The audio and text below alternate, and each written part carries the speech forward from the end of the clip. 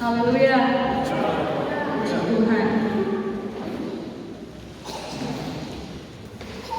Salam sejahtera bagi kita sekalian.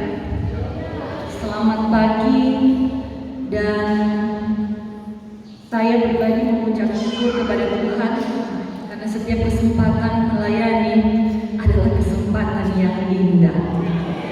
Dan terima kasih untuk Bapak Gembala, Ibu Rohani di sini yang sudah mengundang kami.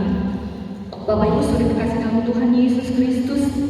Tidak berlamaan, saya ingin mengawali renungan firman Tuhan yang sama-sama akan kita dapati dalam Kolose 3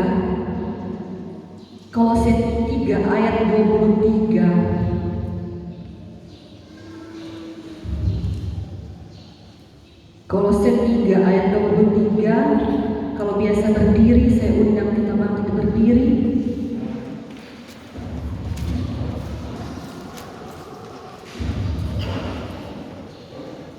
Dalam hitungan yang ketiga, kita baca bersama-sama. 2, 3.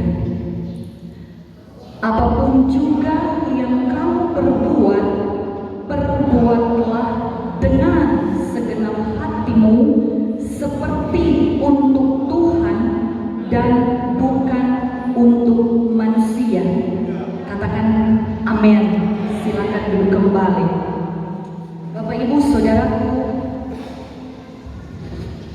kesempatan pada pagi hari ini saya memberikan tema untuk khotbah ini, yaitu dari sudut pandang Allah.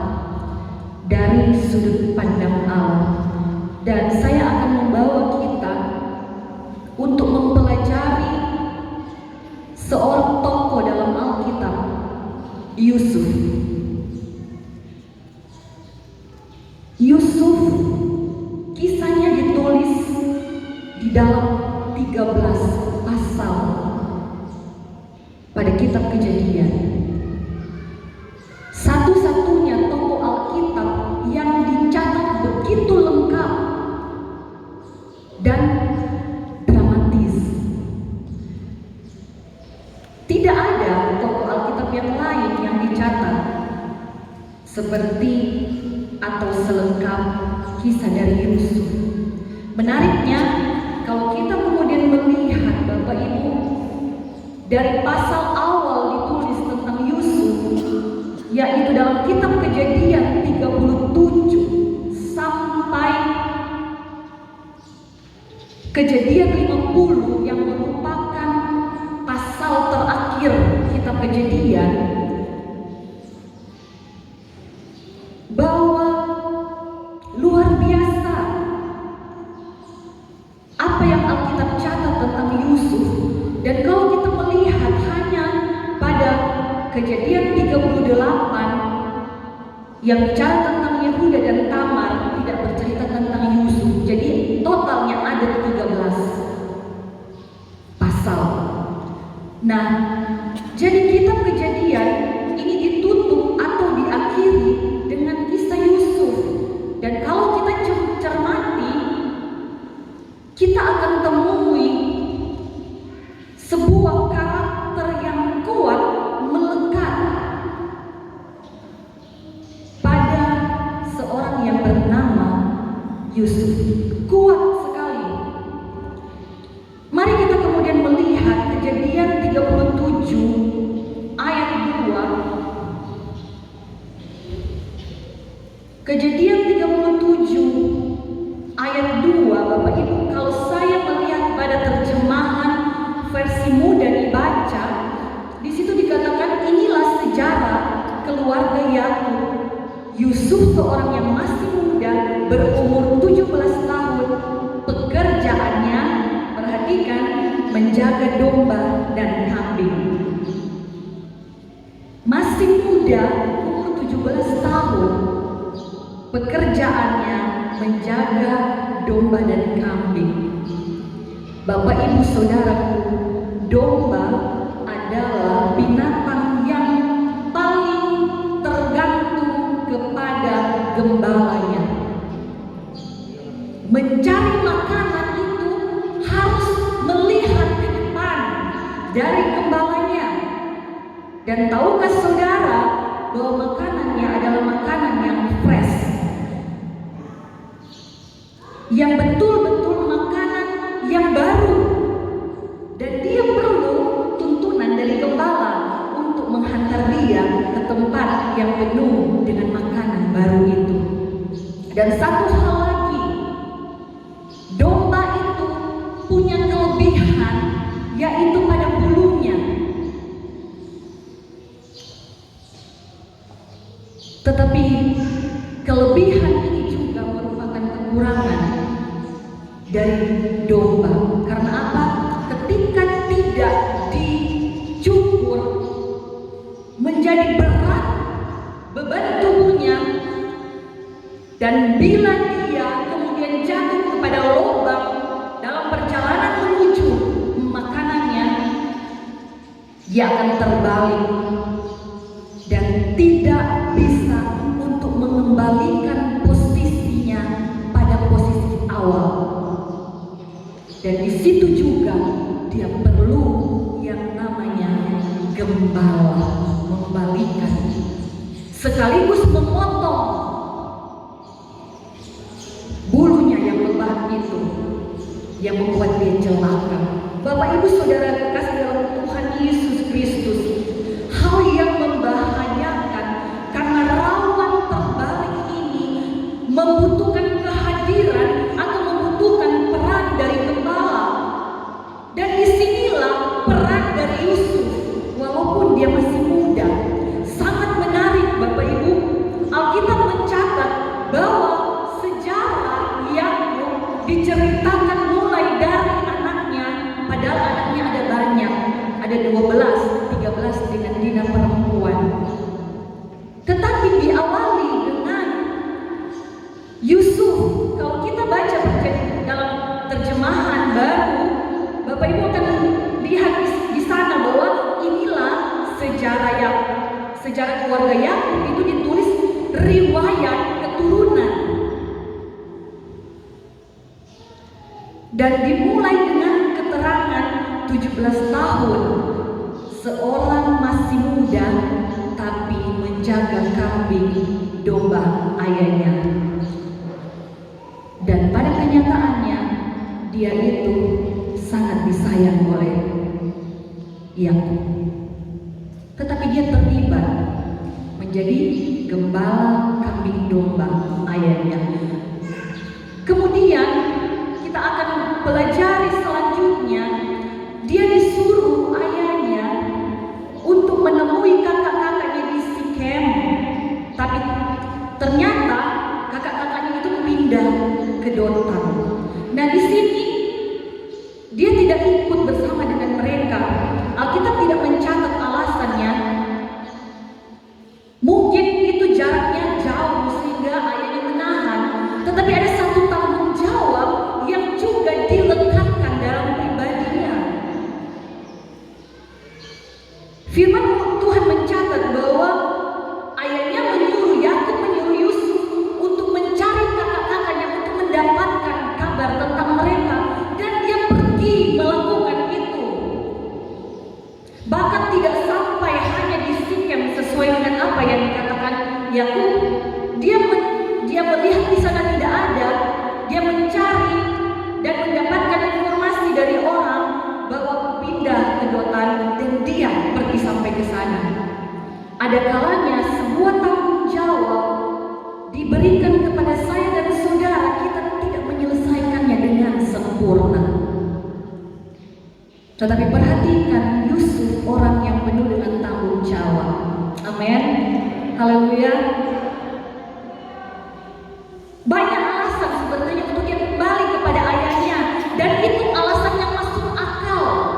Tidak ada di Sikem, tetapi dia berusaha untuk mendapatkan sesuatu yang menjadi tujuan dari ayahnya.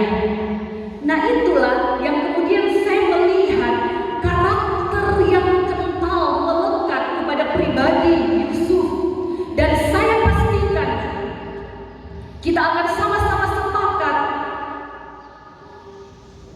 kalau pribadi Yusuf itu orang yang sangat bertanggung jawab. Amin. Haleluya. Tanggung jawab kepada orang tua sebagai bagian dalam keluarga dia kerjakan dengan baik. Bapak Ibu Saudara kekasih dalam Tuhan Yesus Kristus, namun hal tragis dalam kehidupannya, kita sama-sama banyak tahu tentang cerita ini dari sejak sekolah minggu. Bagaimana dia bermimpi.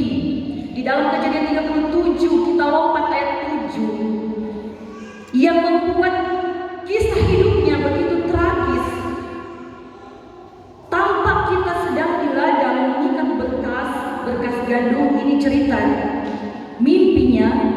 Lalu bangkitlah berkas sedang tegak berdiri, kemudian datanglah berkas-berkas kamu sekalian mengelilingi dan sujud menyembah kepada berkasku itu. Yang kedua mimpinya ayat 9 kita temukan di sana. Lalu ia memimpikan pula mimpi yang lain yang diceritakan kepada saudara-saudaranya, katanya, aku bermimpi pula tampak matahari, bulan dan 11 bintang sujud menyembah kepadaku. Karena mimpi-mimpinya ini kemudian memicu rasa benci dari saudara-saudaranya. Dan yang terjadi ketika dia mendapati, masih jauh sudah kelihatan oleh saudara-saudaranya ketika mereka berada di hutan itu, Bapak Ibu, mereka memutuskan untuk pertama membuang dia di sumur tua, kemudian akhirnya menjual dia. Dan menjual bukan hanya sekali, ternyata ketika orang Midian yang membelinya kemudian menjualnya kepada pengawal Raja Firaun di Mesir, kepada Potifar. Yang menjadi perhatian saya ketika dia diperlakukan buruk oleh orang-orang terdekatnya, tidak ada satu kata pun yang keluar dari mulutnya. Periksa bagaimana dia mengalir. Bapak Ibu Saudara kekasih dalam Tuhan Yesus Kristus, sekali lagi di tempat di mana dia menjadi karyawan, sekali lagi karakter sebagai orang yang bertanggung jawab ditunjukkan. Kalau kita lihat Kejadian 39 masih pada 9a bagian pertama yang kita akan lihat, bahkan di rumah ini ia tidak lebih besar kuasanya daripadaku, dan tiada yang tidak diserahkan kepadaku selain daripada engkau, sebab engkau istrinya. Ini yang diucapkan ketika istri Potifar semakin hari semakin menggoda Yusuf.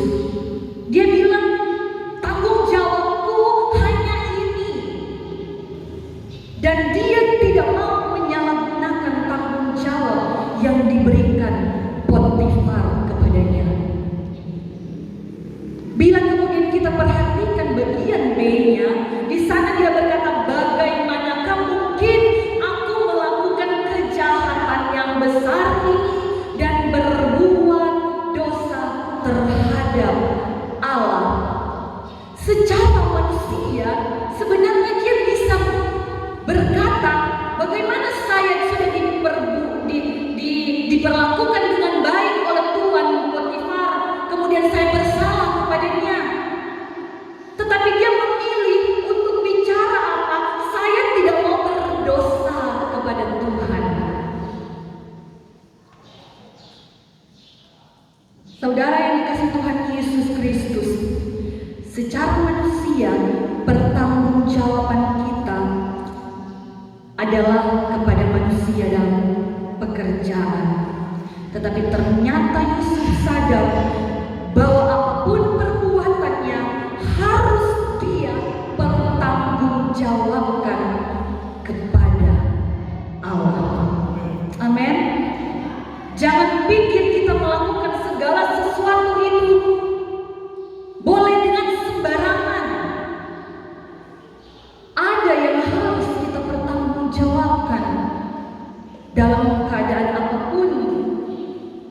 tugas apapun, bertanggung jawablah kepada Tuhan. Amin.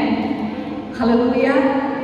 Ia tidak mengatakan tidak mau berdosa kepada Potifar, tetapi ia tidak mau berdosa kepada Allah. Selanjutnya, kalau kita pelajari ucapan-ucapan Yusuf dalam Kejadian 45, kita lompat Kejadian 45 ayat 5. Saya bacakan, tetapi sekarang janganlah bersusah hati dan janganlah menyesali diri karena kamu menjual aku ke sini, sebab untuk memelihara kehidupan mula Allah menyuruh aku mendahului kamu. Perhatikan, untuk memelihara kehidupan mula Allah menyuruh aku mendahului kamu. Kita lompat ayat yang ke-7, maka Allah telah menyuruh aku, bukan kamu. Mendahului kamu, bukan manusia yang menyuruh. Perhatikan, untuk menjamin kelanjutan keturunanmu di bumi ini dan untuk memelihara kehidupanmu sehingga sebagian besar daripadamu tertolong. Dan mari kita perhatikan ayat 8. Jadi bukanlah kamu yang menyuruh aku ke sini, sekali lagi, tetapi Allah, dialah yang telah menempatkan aku sebagai bapa bagi Firaun dan tuan atas seluruh istananya dan sebagai kuasa atas seluruh tanah Mesir. Kita ketahui bersama posisi dan kedudukan dari Yusuf itu hanya sedikit di bawah Raja Firaun, cuma taktanya saja, tetapi kuasa ada pada Yusuf. Dan dia mengerti bahwa segala sesuatu yang dia boleh alami mencapai posisi tersebut itu dalam rencana dan rancangan Tuhan. Amin. Saya pernah Tuhan titip khotbah yang bicara juga tentang Yusuf. Dalam judul saya bilang, dibuang Tuhan dan dijual Tuhan. Kadangkala dalam kehidupan saya dan saudara, Tuhan membiarkan kita pada hal-hal yang begitu menyakitkan kehidupan kita. Entah itu diperlakukan tidak baik, diperlakukan jahat, diperlakukan buruk oleh orang-orang yang sebenarnya orang-orang yang begitu dekat dengan kita. Seperti Yusuf, kakak-kakaknya sendiri. Tetapi kalau kita melihat apa yang menjadi rahasia dari Yusuf, kembali dalam Kejadian, kita lihat pasal 50 ayat 20 sebagai pasal terakhir Kejadian, kitab Kejadian. Di situ dikatakan, memang kamu telah mereka-rekakan yang jahat terhadap aku, tetapi Allah telah mereka-rekakannya untuk kebaikan dengan maksud melakukan seperti yang terjadi sekarang ini, yakni memelihara hidup suatu bangsa yang besar. Amin. Kita belajar dari Yusuf. Yusuf belum tahu apa yang akan terjadi dalam hidupnya. Dia melewati proses yang panjang, Bapak Ibu. Diperlakukan tidak baik, dijadikan budak, difitnah istri dari Potifar, dilupakan ketika dia berada di penjara. Yusuf belum tahu akan terjadi apa yang dinamakan happy ending dalam kehidupannya. Bapak Ibu Saudara kekasih di dalam Tuhan Yesus Kristus, tetapi puji Tuhan, Yusuf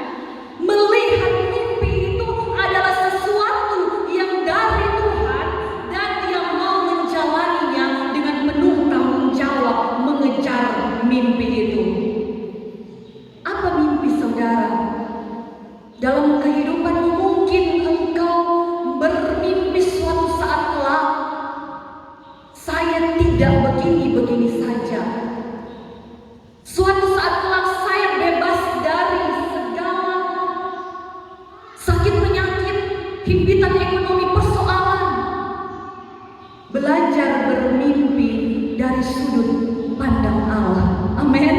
Haleluya. Puji Tuhan. Sehingga kita begitu bertanggung jawab melangkah dengan iman, percaya kepada Tuhan. Dalam hal yang kedua,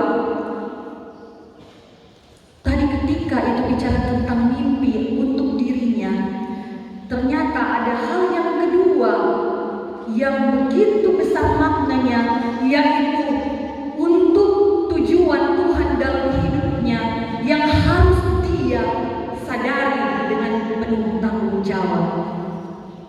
Tadi baru melihat sudah harus ada iman untuk bertanggung jawab, dan ini harus ada yang kita sadari agar kita boleh bertanggung jawab. Memelihara hidup suatu bangsa yang besar itu adalah tanggung jawab yang harus kita wujudkan. Mendapatkan hal-hal yang dari Tuhan dalam apapun itu, Bapak Ibu, kita wujudkan dengan tanggung jawab.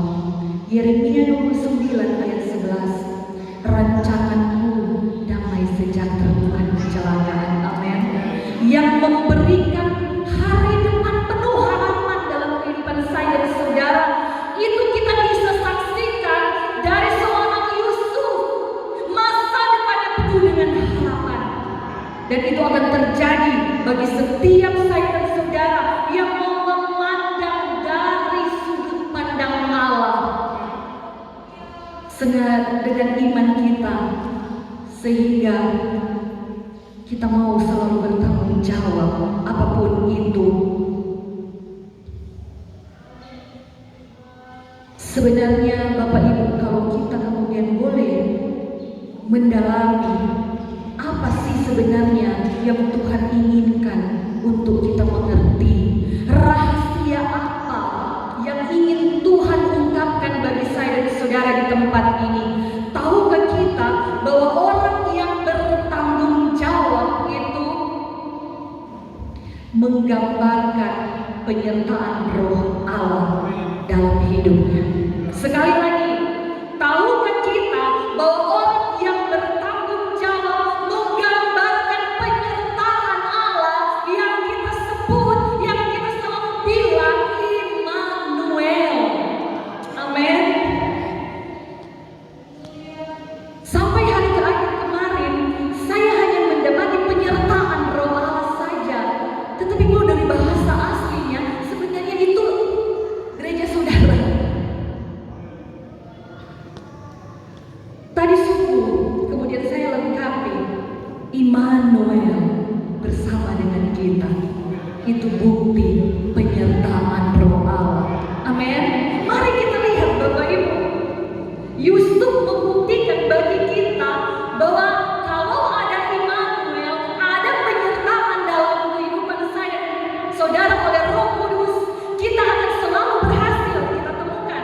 Pertama, itu dalam Kejadian 39 ayat 2. Tetapi Tuhan menyertai Yusuf, Allah Immanuel menyertai kita, sehingga kita menjadi seorang yang selalu berhasil dalam pekerjaannya. Amin. Yusuf disertai Tuhan berhasil. Kalau kita disertai Tuhan, kita pun berhasil. Amin. Yang kedua, atau kita kemudian lihat Bapak Ibu, sebelum kita masuk pada bagian yang kedua, Kejadian 39 ayat 23, di sana kembali ditegaskan, dan kepala penjara tidak mencampuri segala yang dipercayakannya kepada Yusuf, karena Tuhan menyertai dia dan apa yang dikerjakannya dibuat Tuhan berhasil.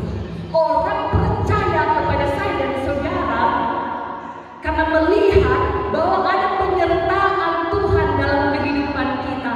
Kalau ada Roh Allah dalam kehidupan saya dan saudara, kalau ada Immanuel dalam kehidupan saya dan saudara, orang akan percaya. Karena apa? Kita bertanggung jawab. Amin. Itu sebenarnya benar.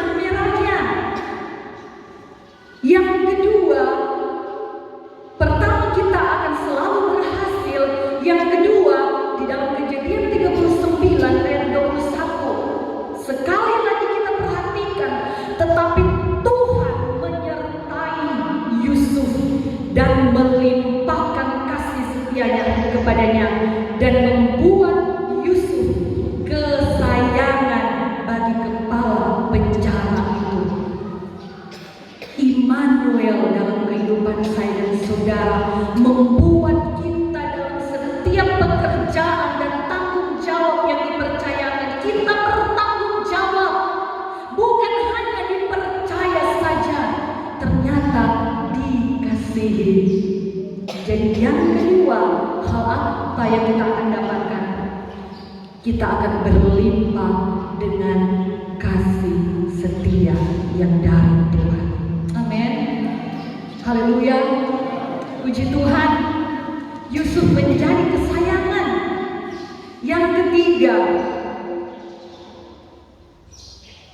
kita akan dapati dalam perjanjian baru yang ditulis oleh Lukas dalam Kisah Para Rasul 7 ayat 9 dan 10. Karena iri hati bapak-bapak leluhur kita menjual Yusuf ke tanah Mesir, kakak-kakaknya, tetapi Allah menyertai dia, tetapi Immanuel ada bagi Yusuf, ayat 10, dan melepaskannya dari segala penindasan serta menganugerahkan kepadanya kasih karunia dan hikmat ketika ia menghadap Firaun raja Mesir. Firaun mengangkatnya menjadi kuasa atas tanah Mesir dan atas seluruh istananya. Tidak banyak tokoh yang kemudian diceritakan kembali dalam perjanjian baru. Yusuf menjadi salah satunya. Begitu berkesannya Yusuf bagi Lukas sehingga ia mengulangi bahwa Immanuel yang menyertai Yusuf itu, yang melepaskan dia dari segala penindasan dan menganugerahkan kepadanya kasih karunia dan hikmat, selalu berhasil. Ada kasih setia, tetapi ada juga kasih karunia dan hikmat. Haleluya, puji Tuhan. Haleluya. Kemudian mungkin jadi pertanyaan saya dan saudara, katanya ada kaitan dengan penyertaan Roh Kudus, kaitan Immanuel bagi orang yang bertanggung jawab itu. Buktikan. Mari kita lihat bukti Yusuf punya Roh Kudus dalam hidupnya yang justru itu disaksikan oleh orang lain dalam Kejadian 41 ayat 38. Lalu berkatalah Firaun kepada para pegawainya, mungkinkah kita mendapat orang seperti ini? Sama-sama, seorang yang penuh dengan Roh Allah. Ini intisarinya, Bapak Ibu, saudara yang dikasihi di dalam Tuhan Yesus Kristus, penyertaan dari Roh Allah.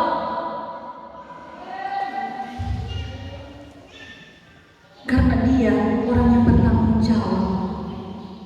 Tidak mungkin dipercayakan sesuatu bagi saya dan saudara kalau engkau bukan orang yang bertanggung jawab. Percuma.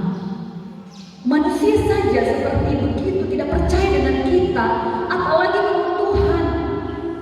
Kita ingat ketika dipercayakan talenta-talenta, kalau engkau tidak bertanggung jawab akan diambil daripadanya. Belajar bertanggung jawab dalam kehidupan saya dan saudara. Belajar bertanggung jawab dalam pelayanan, pekerjaanmu, sekolahmu, bermasyarakat, berjemaat di sini. Belajar bertanggung jawab. Itu akan menjadi kesaksian. Haleluya, bahwa engkau penuh dengan Roh Kudus. Bapak, Ibu, Saudara di dalam Tuhan Yesus Kristus, bukankah kehidupan saya dan saudara itu telanjang di hadapan Tuhan? Mungkin kita berpikir baru sedikit,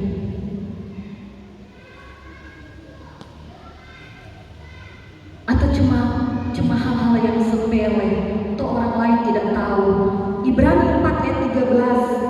dan tidak ada suatu makhluk pun yang tersembunyi di hadapannya. Ibrani 4 ayat 13. Sebab segala sesuatu telanjang dan terbuka di depan mata Dia, yang kepadanya kita harus memberikan pertanggungjawaban. Tidak ada mata manusia yang melihat, awas-awas mata Tuhan melihat. Amin. Haleluya. Puji Tuhan. Dan pertanggungjawaban itu tidak bisa diwakili oleh istri, oleh suami, oleh anak, oleh orang tua, oleh saudara. Masing-masing mempertanggungjawabkannya kepada Tuhan. Seperti Roma 14 ayat 12. Demikianlah setiap orang di antara kita akan memberi pertanggungjawaban tentang dirinya sendiri terhadap Allah. Jadi masing-masing. Jangan over tanggung jawab. Diberikan tugas kepadamu, kamu lempar kepada orang lain. Diberikan pelayanan kepercayaan kepadamu, kamu percayakan pada orang lain. Hati-hati Bapak Ibu Saudara kekasih dalam Tuhan Yesus, karena ternyata kita dituntut untuk bertanggung jawab, bukan saja sesuatu yang nanti kita akan lihat ke depan, tetapi saat kita masih hidup. Dalam 1 Petrus 4 ayat 5, tetapi mereka harus memberi pertanggungjawab kepada Dia yang telah siap sedia menghakimi orang yang hidup dan yang mati. Amin. Haleluya. Perbuatan kita harus bertanggungjawabkan. Selagi masih kita hidup, sudah harus bertanggung jawab. Mari kita datang pada kesimpulan apa yang kita harus perhatikan atau pelajari dan apa yang kita dapatkan. Pertama, orang yang bertanggung jawab dipenuhi dengan Roh Kudus. Orang yang bertanggung jawab gampang dipenuhi dengan Roh Kudus. Gampang mengalami apa yang dinamakan Immanuel. Amin.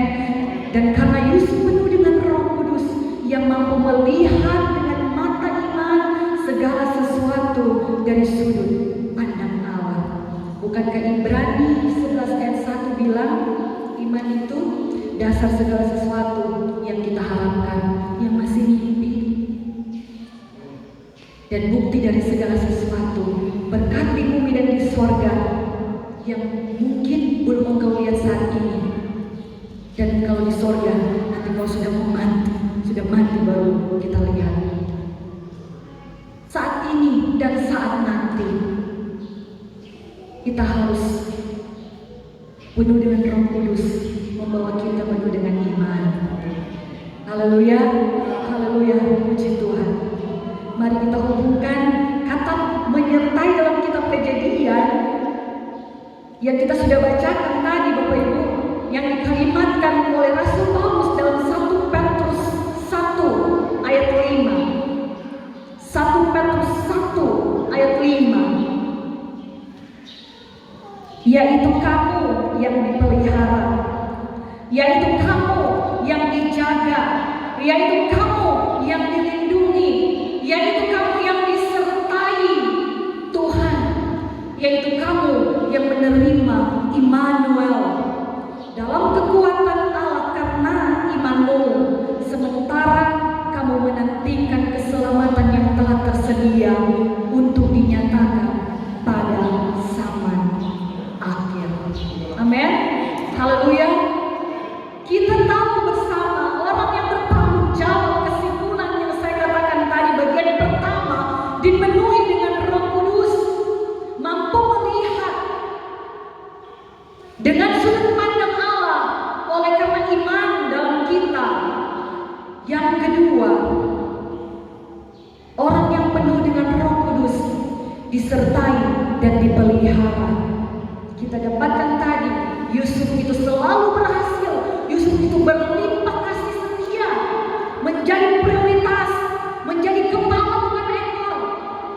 Yusuf juga dianugerahkan kasih karunia dan hikmat. Banyak hal-hal akan dipercayakan bagi saya dan saudara.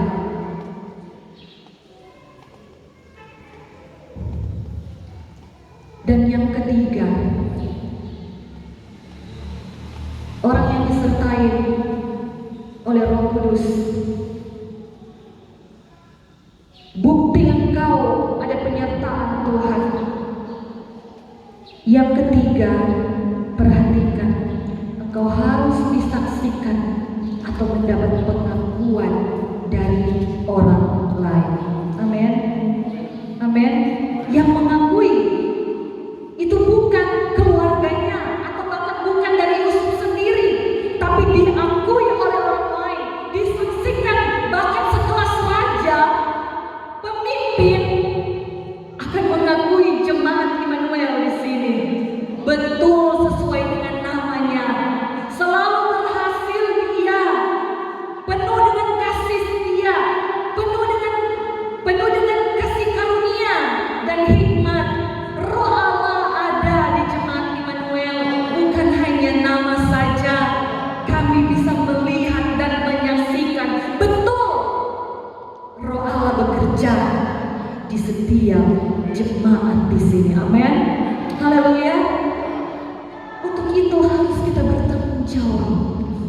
Amin. Puji Tuhan. Haleluya. Puji Tuhan. Bertanggung jawablah.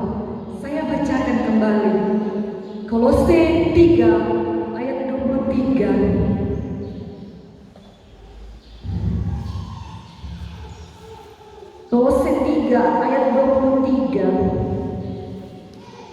dan 24. Apapun juga yang kamu perbuat, perhatikan, perbuatlah dengan segenap hatimu seperti untuk Tuhan dan bukan untuk manusia. Ayat 24, kamu tahu bahwa dari Tuhanlah kamu akan menerima bagian yang ditentukan bagimu sebagai upah. Kristus adalah Tuhan dan kamu hambanya. Katakan amin. Mungkin orang lain, tuan-tuanmu di dunia ini, tidak menghargai tanggung jawabmu, tetapi engkau berbuat segala sesuatu yang dipercayakan padamu pun itu dalam pekerjaan dunia. Ketika engkau berbuat dengan segenap hatimu, dengan penuh tanggung jawab, seperti itu diberikan oleh Tuhan menjadi tanggung jawabmu. Perhatikan, Tuhan yang memberi upah. Amin. Haleluya. Puji Tuhan. Engkau mungkin dikecewakan, mungkin dalam pelayanan engkau tidak ada sesuatu penghargaan dalam pelayanan yang kau kerjakan oleh pimpinan gereja misalnya, oleh gembala dan pelayan-pelayan misalnya di tempat ini. Kerjakan dengan tanggung jawab. Kerjakan dengan tanggung jawab untuk Tuhan. Amin. Haleluya. Puji Tuhan. Karena manusia terbatas memberikan upah, Tuhan yang memberikan upah bagi saya dan saudara, dan tidak akan pernah ada satu upah yang akan tercecer kalau Tuhan memberikan upah. Bukti kau bertanggung jawab akan dihargai tanggung jawabmu dengan luar biasa oleh Tuhan. Bukan sekali lagi dalam hal saja dunia, sekali lagi bukan dalam hal dunia kemudian kita tidak perlu bertanggung jawab, hanya pelayanan saja kita bertanggung jawab, tetapi mulailah bertanggung jawab dari hal-hal yang dunia. Itu bisa dilihat dan disaksikan orang. Amin. Haleluya. Puji Tuhan. Semua harus dari sudut pandang Allah, bukan pada rancangan dan tujuan kita, tetapi rancangan dan tujuan Allah. Bertanggung jawab bukan dari penilaian manusia, tetapi dari penilaian Tuhan. Dia Allah Immanuel menyertai saya dan saudara untuk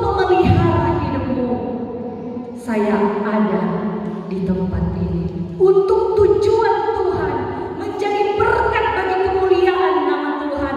Saya menjadi jemaat GPDI Immanuel Tumaratas, selalu memandang dari sudut pandang Allah. Puji Tuhan, Tuhan Yesus memberkati